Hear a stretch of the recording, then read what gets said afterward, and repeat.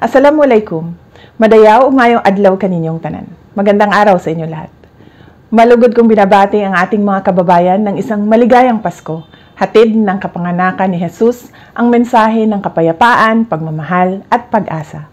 Ang Pasko ay paalala sa ating mga tagumpay at selebrasyon ng ating pananampalataya at pasasalamat.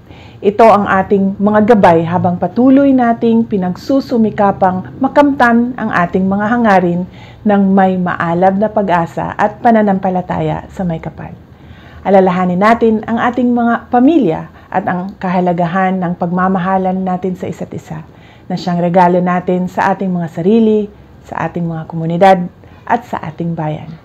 Sandigan ng ating bayan ang mga pamilyang pinag-isa ng pagmamahal, pag-asa at pananampalataya.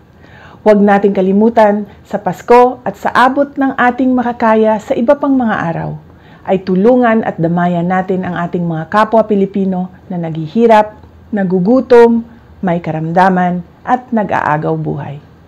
Ngayong Pasko, pasalamatan natin ang ating mga kababayang nagpakita ng katatagan, integridad, malasakit at pagmamahal sa bayan.